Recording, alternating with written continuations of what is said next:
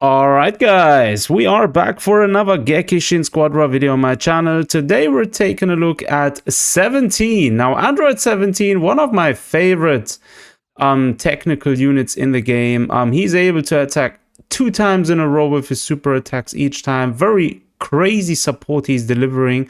In this video we're going to take a look at how to build him, how to play him, and what actually makes him so good as a technical support unit in Gekishin Squadra. So stick around. Alright, so his kit, very unique kit. Now he is an android, so it comes at no surprise that his passive is called Infinite Energy Reactor. You're basically using energy to reactivate your skills, right? Skills excluding your super attacks can be activated again during this cooldown. Energy used will recover over time. The more skills that are on cooldown, the faster energy will recover. So essentially, this tells you everything you need to know in a nutshell about 17. You want to attack as quick as possible with your skills, right? Skill 1, skill 2, skill 3, right? Skill 3 is not an attack skill, by the way. And then utilize the passive Infinite Reactor to actually utilize, for example, skill number 1 again, right? And the more attacks are on cooldown, the faster you're going to be able to use the attack again, right? It's also recharging over time, right? So that's going to be very nice. Now, the second attack is obviously a rush attack. The good thing about 17, he can cancel transformations. And that is something unique to 17. So a lot of times you're facing Goku, Cooler, whatever, right? And they will stay at level 7 and will only transform like mid super attack, right? So that they can avoid it, right? Having 17 around and attacking and blocking the transformation is actually pretty broken. Skill number 1 is called the barrier ball. You're essentially kicking a attack. You're kicking basically a ball, barrier, whatever, which flies towards your opponent. And this applies this applies basically enemies hit by the attack will have their buff, status effect, movement speed up converted to debuff, right? And it also, if the effect diminishes over time. If reactivated with Infinite Energy Reactor, the enemy will also receive additional damage based on the amount of debuff status effect applied, right? So that's interesting. At skill number 3, obviously the number of barriers will increase. We're basically going to be shooting 2 instead of 1. So that's one of my favorite skills about 17. The skill number 2 is Barrier Knuckle, right? You're basically lunging forward in a set direction. You're pummeling your enemies with a barrier-clad fist. This applies movement speed down. Very good skill if you're trying to keep your opponent, to prevent your opponent from running away. And it also staggers enemies when the skill is reactivated with Infinite Energy Reactor. So it's an AoE attack. It will also stun your opponents again and will basically prevent them from attacking for a brief moment. Skill number 3 is called the Android Barrier. This basically creates a barrier that protects you and nearby ally heroes.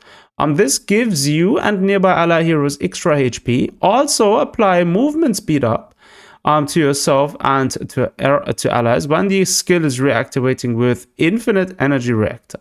So that one is a very good support kind of a skill. And then last but not least, we do have super attack, right? This one here will basically set up a barrier to protect you and ally heroes while creating an area of explosion. This gives you and our nearby allies extra HP, right? It's not recovering HP, but it's giving you extra HP. So it's basically increasing the amount of HP you have. It will also apply the no healing EX to enemies it hits. So even if the enemy flies then away to their station, so they won't be able to heal even when they're standing around their stations, right? Now, the less total HP you have, the more damage dealt and the more extra HP is going to be received. So it's a kind of risky attack if you're trying to aim using it while you have lower HP, but it can be worth it, right? So that's the skill set, the kit basically explained from Android 17.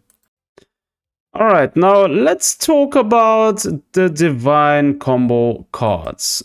This one's very important for 17. Now, you ideally never really want to leave him on auto because 17 has a very specific setup you want to use in order to maximize your potential with 17, right? So usually if you leave it on auto, it will choose it will choose 3 cards from the technical characters, right? Category. So this is very suboptimal. The first card you always want to choose with 17 is going to be Lightning Swift. Because you're going to be very agile, right? You're going to move around a lot, and using Vanishing Step is going to be one of those things you're going to do quite often, right? If you're basically using Vanishing Step, you're going to be able to deal additional energy damage to enemies attacked within 2 seconds. So this is going to be the first card we're choosing. In terms of survivability, you want to go with Solid Barrier. Now this fits his kit and his playstyle very well, right? You're going to gain a barrier that greatly reduces damage from enemy heroes. Your basically activation condition is you just don't take damage from enemy heroes for 10 seconds. That's pretty doable, right? And last but not least, the final card or third card is going to be Limit Breaking Jump. Now this is going to play into Lightning Swift even more. You're going to activate this with a Vanishing Step, right? And you're basically able to use 2 Vanishing Steps within the cooldown. So that is good when attacking and also good when trying to get away. So this is going to be the ultimate setup for 17. Lightning Swift, Solid Barrier, and Limit Breaking Jump. Right, so let's actually jump into a ranked match and let's see what 17 is capable of doing.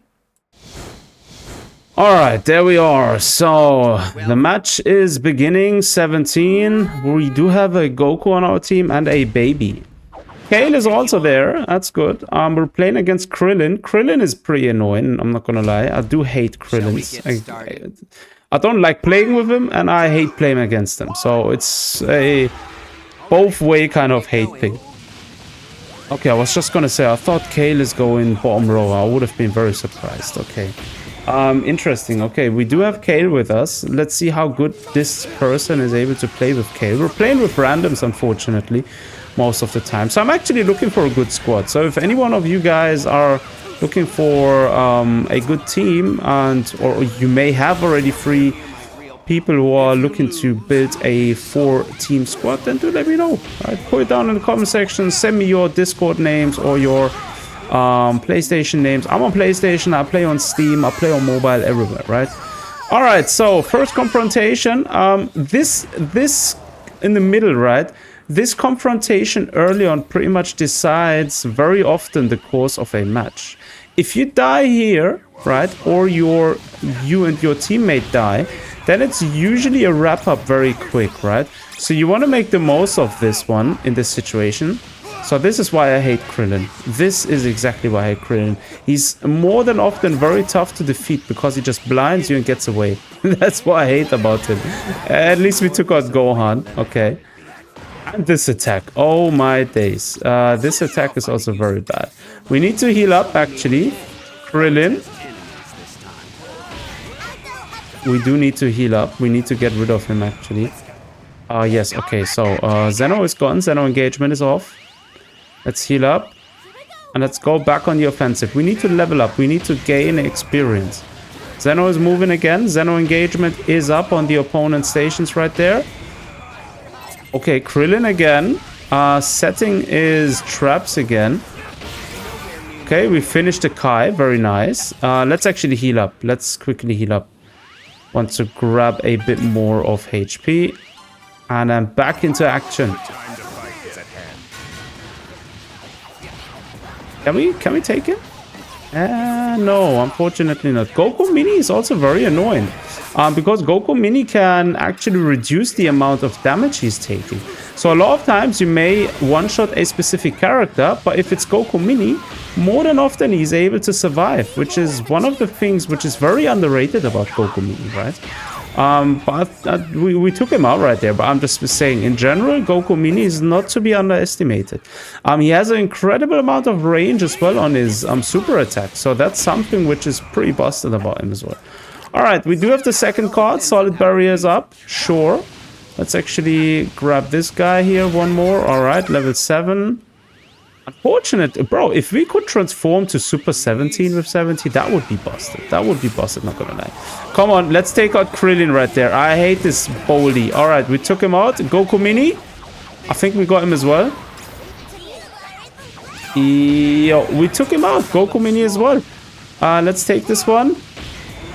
Kale is on the station. No, Kale is down. Okay, I feel like it's not going to help me if I attack here, but let's try anyways. I think Krillin is coming now. Okay, okay. We were able to do a lot of damage there. We could have done one more. Unfortunately, we didn't. We got away, actually. Oh, we did it. We have gotten away. Very good. We took out both of them. We got away, and we did considerable amount of damage to the opponent's station right there. So that's good. Let's try and take out here Goku Mini again. Yeah, we're not gonna do it. Are we gonna do it? I think he's gonna take me out rather. Yeah, he took me out. That was a close one. Where was Kale? I felt like I was fighting on my own right there. They took both of us out. That's very unfortunate. That's very, very unfortunate. The good thing is we do not take any debuffs from losing here, right? With a different kind of setup, we would have taken debuffs. So that's actually alright. Debuffs, I mean, if you're using the snowball, for example, and you're losing, you're basically losing the attack stacking buff you gain from it, right? So let's actually get into this. Okay, sure, we took out Goku Mini. Very nice. Let's attack Krillin again. Oh, I hate this blinding. I hate it as much as I hate Krillin, right? This is the most annoying attack, I feel like. Yeah, finally we took him out again. I think that's the second time. All right, let's actually take 16. Or let's do this. You know what? Let's actually go down here. Let's actually, you know what? Let's actually do something very out of the ordinary. We're gonna be... Oh, there are 3 of them down here. Bro, where's my team? Man, where is my team? Bro. Yeah, okay, we took out Goku Mini again. I actually wanted to help my guys take out, what's his name down there? Nappa. Because Nappa is usually a priority goal. We should have actually stayed on top and taken out, what's his name? 16 there, but it doesn't really matter. Okay, let's actually go back up. Station is there. Zeno engagement is still on. Alright, sure, they attack down there. Very good. Just, I think 1 or 2 more NPCs and we're at level 10. Very good. Did the attack there. And we managed to get an attack throw. Okay, Zeno engagement is off. Let's go to the middle. Let's take out, what was it, Jacko? Or was it Ribrian? It's Ribrian, okay. Let's take her out. I hope somebody is coming with me. That would be very helpful. I don't think anyone is coming with me. I'm on my own. I do feel like, yep, I knew it. An opponent is coming and it's Piccolo. We do finish Piccolo here. That's at least something good. We managed, yeah, okay. Unfortunately, we died. Let's see. Are they going to be able to take out Ribrian? No, the opponents have her. This is like, these kind of things are pretty annoying. Like, you see... you see, this is the importance of having a squad which communicates. If you do not have a squad that communicates, it's pretty much impossible to also get beyond a specific rank. Because, say for example, if you're on the upper end of B rank, right? Getting to A rank can be nearly impossible with randoms, right? At times you're winning like 2 games in a row, but you will be losing 3 or 4 games in a row after that, right? And it's basically making progress nearly impossible again. Very, very tough. Very tough. So instances like the one you've seen just now, right? If somebody is going for a call, everyone should be jumping in because taking out map bosses is a priority, right? You're gaining buffs from it. If you take out 3 map bosses, you gain an increased amount of Xeno engagement on the opponent's stations, right? So these are all things which should be enough to basically cause everyone to start attacking a boss altogether, right? But anyways, it is what it is, right? Let's take out Vegeta here. Did we get the kill? Yes, we got the kill. Very nice.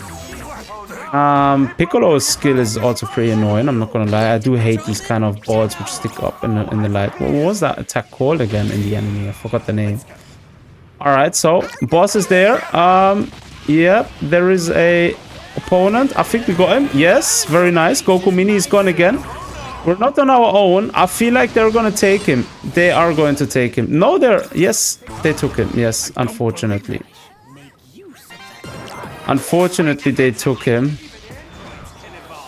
So, let's actually go and heal up pretty quick. Let's see where this one's going. We do have one more station left. Okay, we don't really need to heal up anymore. We can push it now. I think Kale actually has the MVP right there. I think. Kale is going to have the MVP, I think.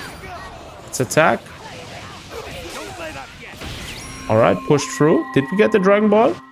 Yep, we got the Dragon Ball, GG. That's a victory. Kind of sweaty, to be honest, but we did it. We pulled through, we managed to get the victory. And we actually got the MVP. Bro, we actually got it. GG's. Very nice. Very, very nice. Good performance right there. That was a good game. Here you can see the setup again. So now let's take a look at this. At the bottom. All right, sure. We actually can see a lot here. So we actually did 11 kills with 17. 11 kills with a technical character. We did the most amount of kills here. Right. Even 2 DPS units do not have together as many kills as I have, right? They don't even have as many assists together as many kills as I have. So that says a lot about 17's ability to actually support and be very dangerous in a team, right? But yeah, I'm going to leave this here for you guys. So I hope this video was helpful for anyone looking out there to actually start playing with 17, who wants to get to know how 17 actually feels like, right? Let me know down below in the comment sections what you think about it. As always, thanks for tuning in. Take care of yourselves. Until next time.